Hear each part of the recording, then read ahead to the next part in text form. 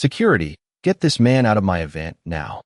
The words cut clean through the polished air of the ballroom, sharp enough to turn every head in under a second. And just like that, a room filled with tailored suits, crystal glasses, and million-dollar smiles shifted its attention to a single man standing near the back beside a little girl clutching his hand. Ethan Cole didn't move. Not when the first whisper rolled across the marble floor. Not when a few people let out quiet, amused chuckles. Not even when two uniformed staff members began walking toward him with that rehearsed politeness that always comes before removal. He simply stood there, shoulders relaxed, his worn denim jacket out of place beneath the chandelier light, his presence calm in a room that thrived on status and noise. His daughter, Lily, tightened her grip around his fingers, her small voice barely above a breath. "Dad, did we do something wrong?" Ethan glanced down at her, his expression softening in a way the room didn't deserve, and shook his head once, slow and certain. "No, sweetheart. We didn't." Across the room, Victoria Hale stood elevated on a low stage, framed by LED screens displaying her company's logo, her silhouette sharp, controlled, untouchable. She was everything power looked like in America, measured, precise, and absolutely certain she belonged at the top. Her heels clicked once as she stepped forward, microphone still in hand, her gaze fixed on Ethan like he was an interruption she had no intention of tolerating. "This is a private event," she said, her voice smooth but edged, "and we don't allow uninvited disruptions."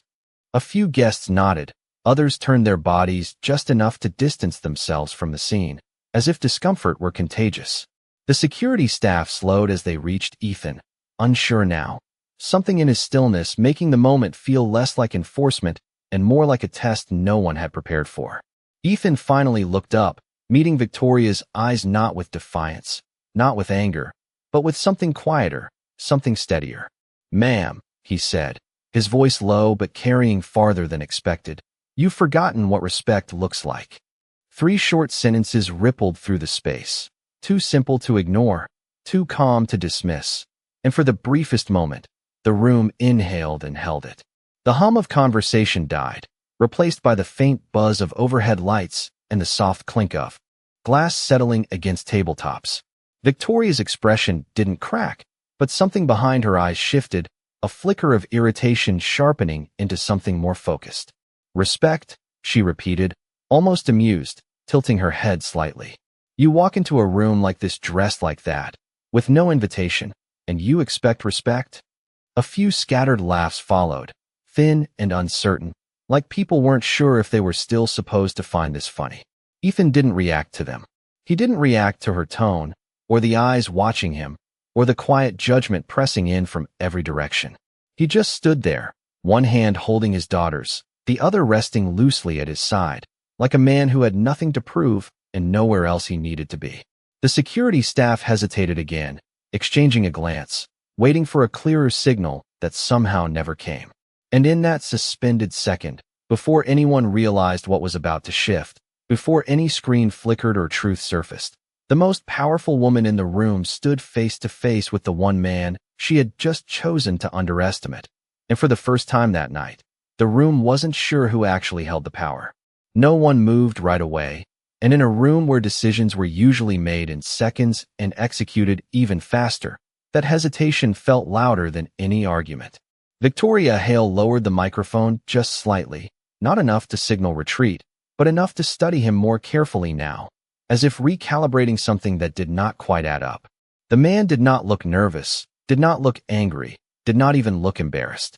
He looked settled, like he had already made peace with whatever outcome came next. That was not how people behaved in front of her. "You have 10 seconds, she said, her voice quieter now, sharper in a different way, "to explain why you are here before I have you escorted out." The words landed clean, controlled, the kind of authority that usually ended conversations before they began. Ethan nodded once, acknowledging the terms without accepting the tone. "I am here because my daughter was invited," he replied, his voice steady, each word measured. A ripple of confusion moved through the nearby guests, subtle but real.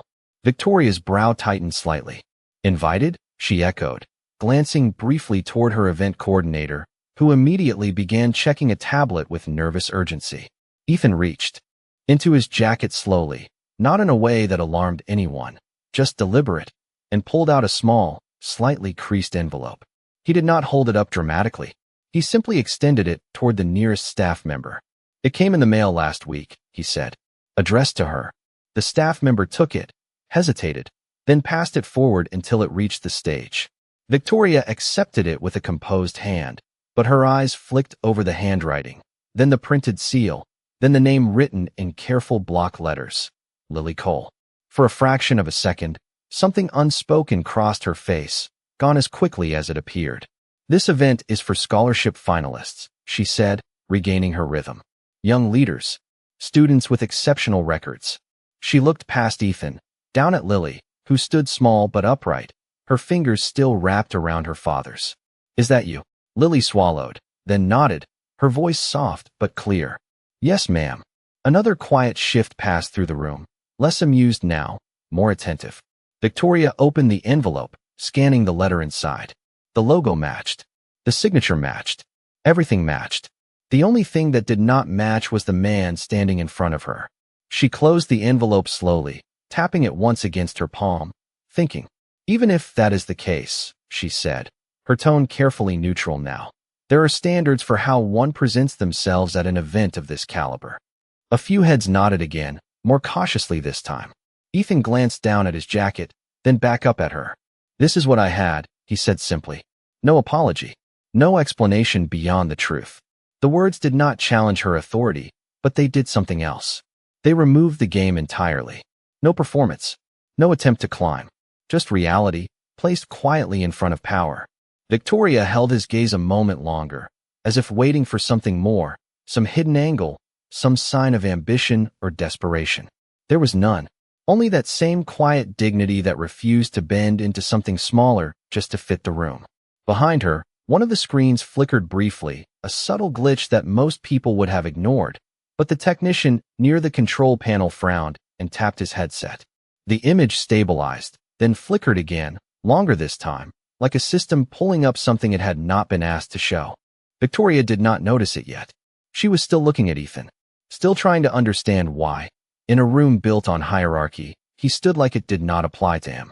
And somewhere beneath the surface of that question, something older, something buried, began to stir, quiet, distant, but unmistakably familiar.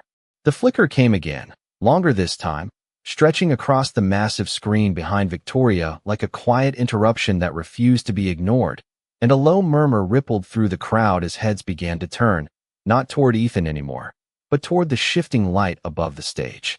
"What is that?" Someone whispered near the back, their voice barely contained, while a technician crouched beside the control panel, tapping rapidly, his expression tightening with every second the system did not respond. Victoria finally glanced over her shoulder, irritation flashing first, then confusion as the company logo dissolved into a blank field, then into something else entirely, something older, grainier, like a memory forcing its way through polished glass. "Fix it," she said under her breath, not into the microphone this time, but the command still carried weight, still expected obedience. The technician swallowed. "I am trying, ma'am. It is pulling from an archive directory. I did not authorize this." The room shifted again, the earlier tension evolving into curiosity, then into something quieter, something heavier. Ethan did not turn to look. He remained where he was, beside Lily, his posture unchanged, his gaze steady, as if he already knew what the screen was about to reveal and had no need to chase it. Lily, however, glanced up, her small face reflecting the changing light as the image sharpened into focus. It was not a corporate slide. It was not data or projections or anything that belonged in a room like this. It was a photograph, slightly faded, taken years ago, a roadside scene somewhere far from polished floors and tailored suits. A car with its front end crumpled just enough to suggest something had gone wrong, not catastrophic, but enough to leave someone stranded, shaken, alone. And beside it, a young woman, her hair longer, her expression unguarded in a way that power never allowed, standing next to a man whose face was partially turned away from the camera, his jacket worn, his posture calm, one hand resting lightly on the hood of the car as if grounding the moment. A silence spread, not forced, not commanded, but natural, like the room itself was trying to understand what it was seeing. That is not part of the program, Victoria said, but her voice had changed, losing its edge, gaining something thinner, something uncertain. The technician shook his head. It is not coming from us. It is embedded in the event archive under your personal file. That landed differently. A few people exchanged glances, unsure now where to look, unsure whether to stay focused on the screen or return their attention to the stage. The image shifted again, transitioning into a short clip, the kind recorded on an old phone, slightly shaky, the audio faint but present. A younger voice, unmistakably hers, though softer, less controlled. I do not know what I would have done if you had not stopped. The man's voice answered, calm, familiar in a way that did not need volume. You would have figured it out. People do, when they have to. A pause. Wind moving in the background. Then her voice again, almost laughing, almost breaking. At least let me pay you. And his reply, simple, unwavering. No. Just take care of yourself. The clip froze on that moment. The man turning slightly, just enough for his face to come into view. Older now in memory, but unmistakable in presence. Ethan Cole. The room did not gasp. It did not react loudly. It simply stilled. Conversations died mid-thought. Glasses remained half-lifted. Even the air felt like it had slowed, thick with recognition that no one had been prepared for. Victoria's hand tightened around the envelope she still held, her eyes fixed on the screen, not blinking, not moving, as the distance between who she was then and who she had become collapsed into a single, undeniable truth standing quietly in front of her. No one spoke, not even the ones who had been laughing moments ago, because something far more powerful than authority had just entered the room, something that could not be argued with, negotiated, or dismissed. It was truth, quiet and undeniable, standing there without raising its voice. Victoria did not look at the crowd. She did not look at the screen anymore. Her eyes slowly moved, almost reluctantly, until they found Ethan again, and for the first time since the night began, there was no distance in her gaze, no hierarchy, no calculated control, only recognition breaking through layers she had spent years building. That is not possible, she said, but the words lacked conviction, like she already knew they were not true. The envelope in her hand trembled slightly, just enough to betray the shift inside her. Ethan did not step forward. He did not try to claim the moment. He did not even speak. He simply met her eyes, steady as before, the same quiet presence from the memory, unchanged by time or circumstance. Lily looked between them, sensing something she could not fully understand, but feeling its weight all the same. "Dad?" she whispered, her voice careful, as if she did not want to disturb whatever was happening. Ethan gave her hand a gentle squeeze, grounding her, then finally spoke, not loudly, not for the room, but for the truth that now stood between them. "It was a long time ago," he said. Victoria inhaled sharply, the sound barely audible but unmistakable in the silence. Her mind moved quickly, pulling pieces together, reconstructing a moment she had buried beneath success and structure. A road, a breakdown, a stranger who did not ask questions, did not ask for money, did not ask for anything at all. She had told herself it was just luck, just timing, just something that happened. But now that moment stood in front of her, not as a memory, but as a man she had just tried to remove. "You knew," she said, her voice softer now, searching. "You knew who I was." Ethan shook his head once, simple, honest. "No," he replied. "I did not then. I do now." That landed deeper than anything else. No strategy, no manipulation, just truth, again, offered without expectation.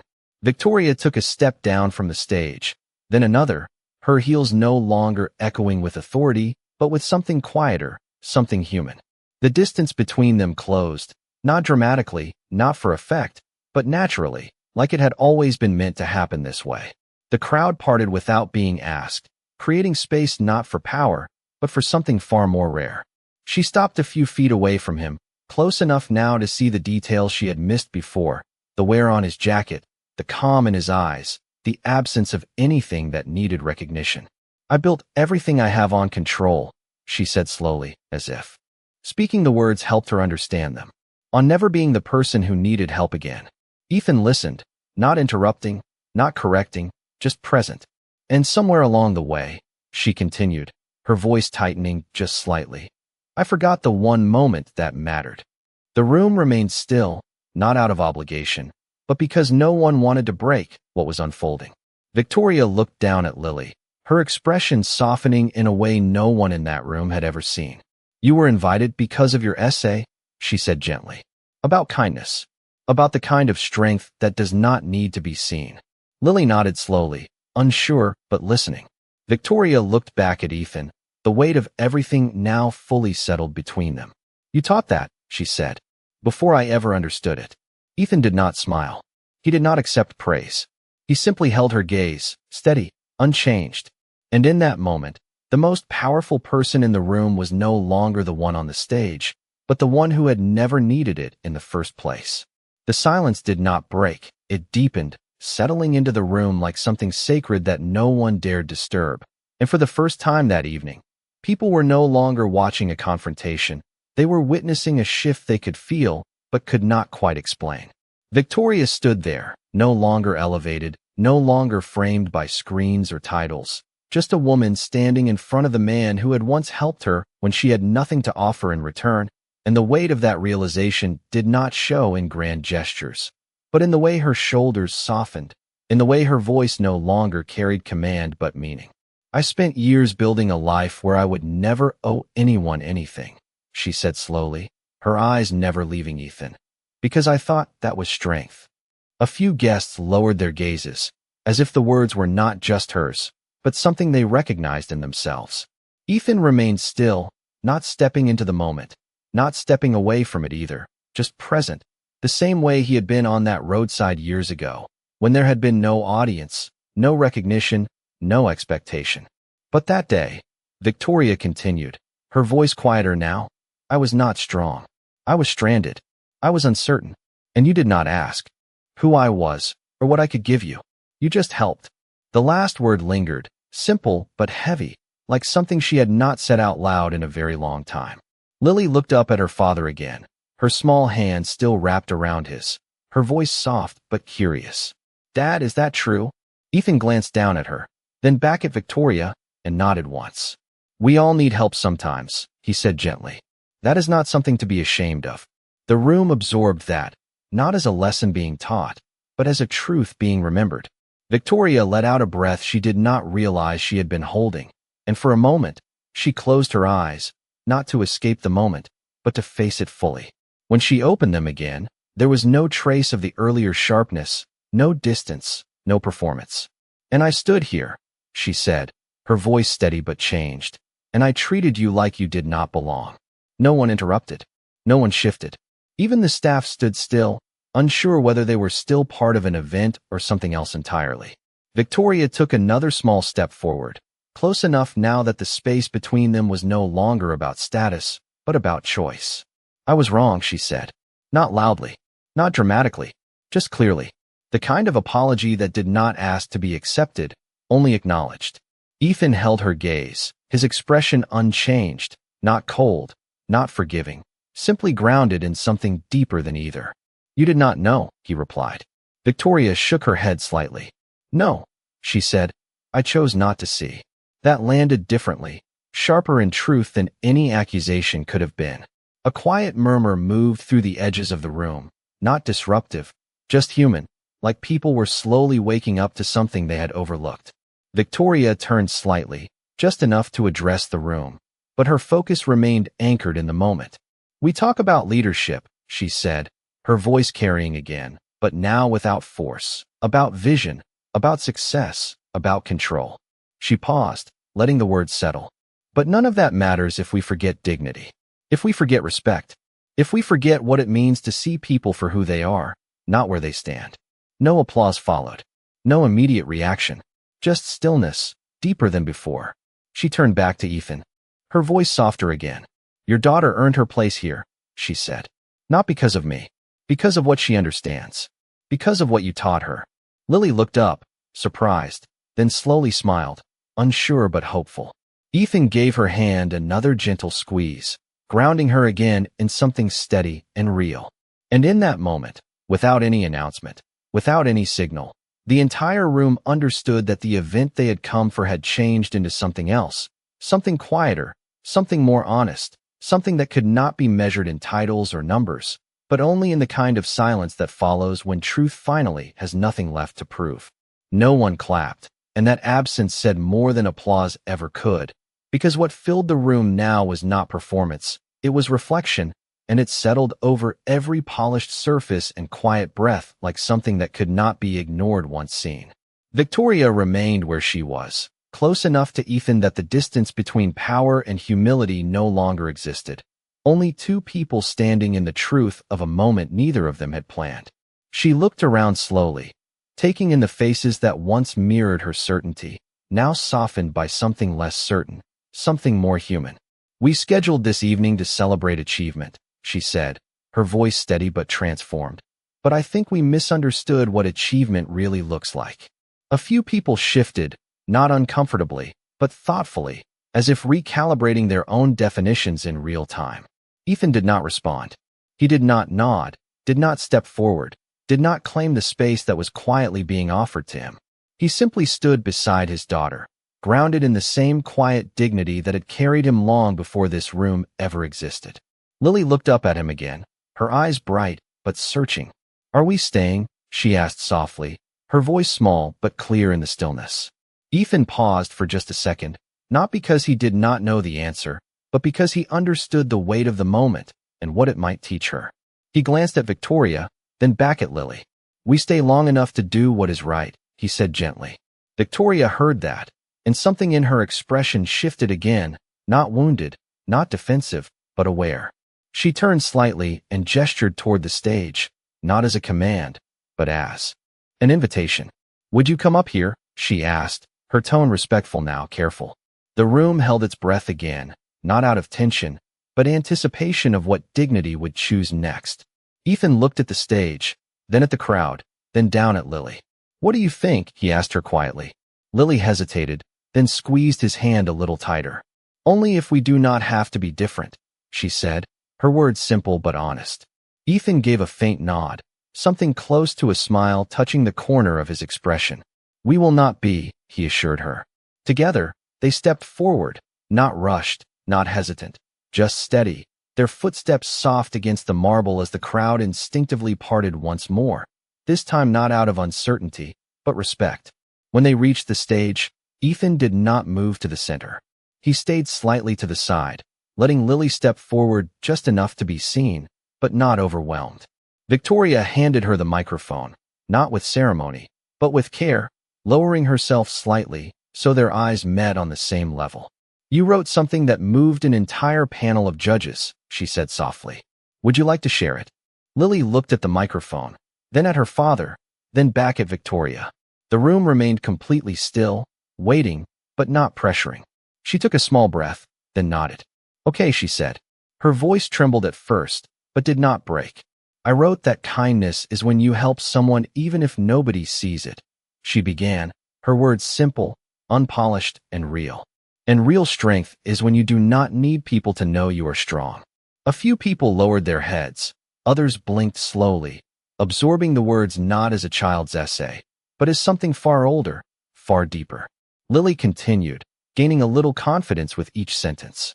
"My dad says respect is not something you ask for. It is something you give first." She paused, looking up at him, then back at the room. "And sometimes, the strongest people are the quietest ones." The last sentence lingered, soft but undeniable, settling into the same silence that had defined the night. Victoria stepped back slightly, giving the moment its space, her eyes no longer searching, no longer questioning, just present. And in that quiet, in that stillness, the room no longer saw a single dad or a powerful executive, but something far more rare, a moment where dignity had spoken, not loudly, but clearly enough that no one would forget it. The last word of Lily's voice seemed to settle into the walls themselves, and for a moment, no one moved, no one breathed too loudly, as if the entire room understood that anything added now would only take away from what had already been said.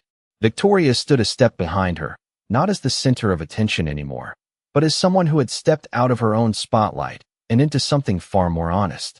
She looked out across the room, And what she saw was no longer admiration or expectation, but reflection, people quietly measuring themselves against a truth they had not planned to confront tonight. "Thank you," she said softly to Lily, her voice carrying without force. Then she turned toward the audience, taking a slow breath as if choosing her words not for impact, but for meaning. "We spend so much time trying to be seen," she began, her tone calm, steady. "Trying to prove our worth through titles, through numbers, through what the world tells us matters." A few heads lowered, others remained still, listening in a way that had nothing to do with obligation. "But tonight," she continued, "I was reminded that the most important things are often the ones no one sees." Her eyes moved briefly toward Ethan, then back to the room. "Kindness, integrity, the quiet choices we make when there is nothing to gain." The words did not feel like a speech. They felt like a realization unfolding in real time. Ethan remained at Lily's side, one hand resting lightly on her shoulder now, not guiding, not controlling, just there, steady as always. He did not look at the audience. He did not look at Victoria. He looked at his daughter, the way a man does when he sees something in the next generation that he hopes will last longer than he ever could. Tonight was supposed to be about recognizing excellence, Victoria said, her voice gaining just enough strength to carry to the edges of the room. "And we will still do that. But I think we need to understand what excellence really is." She paused, letting the silence do its work. "It is not power without humility. It is not success without compassion. And it is certainly not control without respect." The last word lingered, echoing the one Ethan had spoken earlier, now returned not as a challenge, but as a truth accepted. A quiet shift moved through the crowd, subtle but undeniable, like something inside people had realigned. Victoria stepped closer to the microphone again, but she did not raise her voice. She did not need to.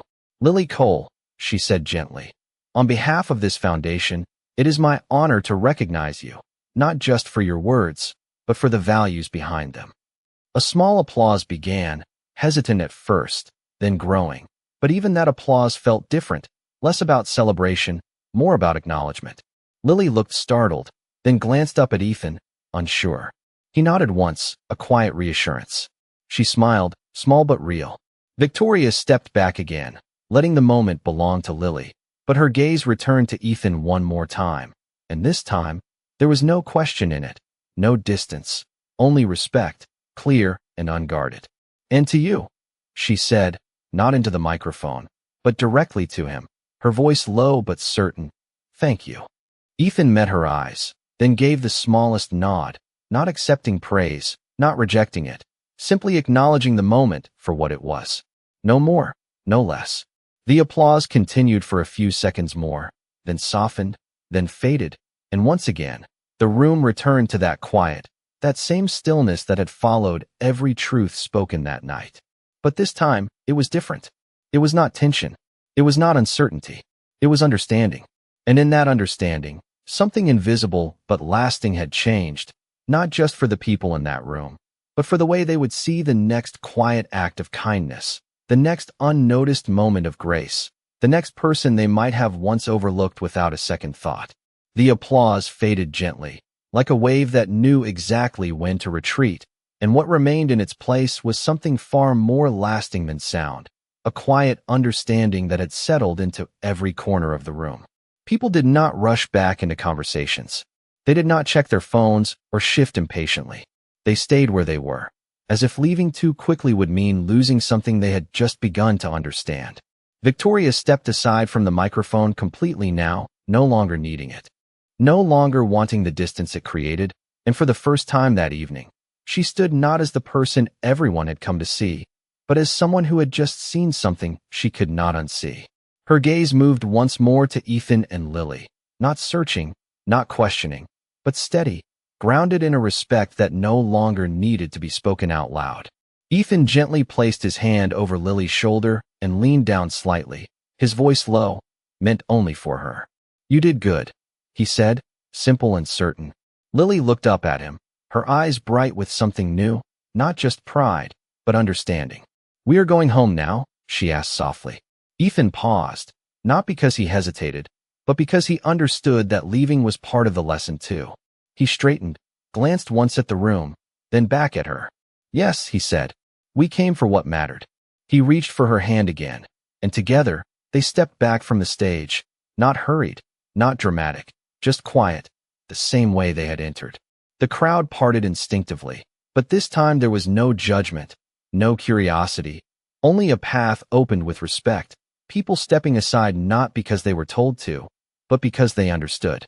As Ethan and Lily walked across the polished floor, no one stopped them, no one called out, and yet every eye followed them, not with scrutiny, but with something closer to admiration, though even that felt too loud for the moment. Near the exit, one of the staff members who had earlier approached them hesitated, then stepped slightly forward, his voice low, sincere. "Sir, I am sorry." Ethan paused just long enough to meet his eyes, then gave a small nod. "It is all right," he replied, not dismissing, not holding on to anything, just letting the moment pass as it needed to. They continued toward the doors, the soft hum of the room behind them fading with each step, until the glass doors opened and a cooler night air slipped inside, carrying with it a different kind of quiet, one that belonged to the world outside of titles and expectations.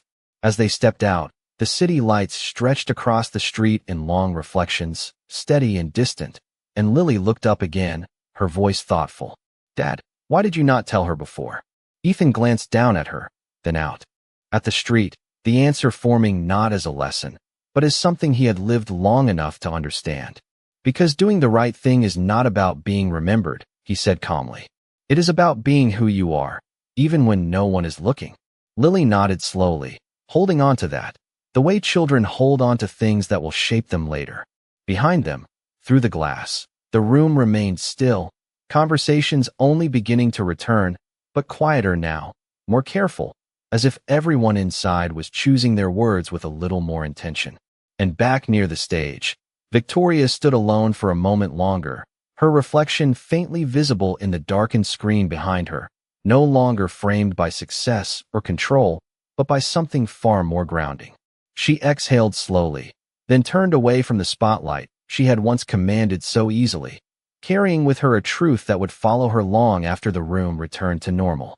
And in the space left behind by a man who asked for nothing and a child who spoke with clarity beyond her years, the room remained wrapped in a silence that was no longer uncomfortable, but earned, a silence that did not demand attention, but commanded it anyway.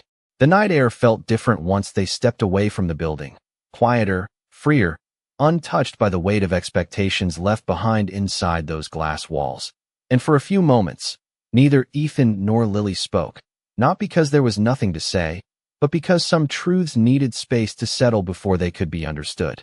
The city moved around them in its usual rhythm, distant traffic humming, streetlights casting long, steady shadows across the sidewalk, but between them, there was a stillness that felt complete.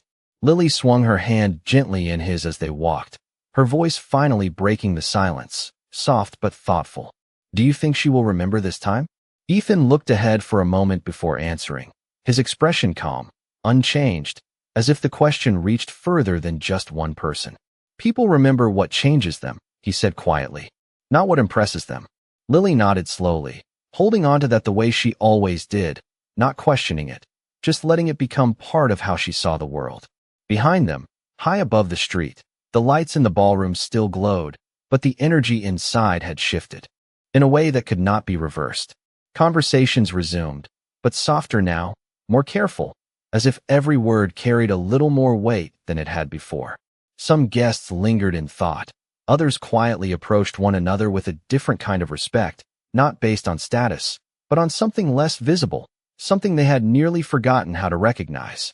And near the center of it all, Victoria stood alone for a moment longer, her reflection faint against the dark screen that had once displayed her achievements, now blank, as if even it understood that nothing more needed to be shown. She replayed the moment in her mind, not the embarrassment, not the loss of control, but the simplicity of it. A man who had helped without asking, who had stood without needing to prove anything, who had walked away without taking anything with him. That was not weakness.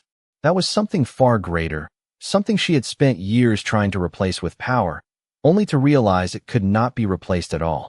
She exhaled slowly, then turned, not back toward the stage, But toward the people in the room, her posture different now, not smaller, but grounded, like someone who no longer needed to stand above in order to be seen. Outside, Ethan and Lily reached the corner, the crosswalk light shifting to white, and they paused together, waiting, the simple act of stopping feeling more meaningful than anything that had happened inside. Lily looked up at him again, her voice gentle. "Dad, will we ever see her again?" Ethan smiled faintly, not because he knew the answer, but because he did not need to. "Maybe," he said, "but that is not why we were there." The light changed, and they stepped forward, crossing the street side by side, their shadows stretching ahead of them under the streetlights, steady and unhurried. And somewhere behind them,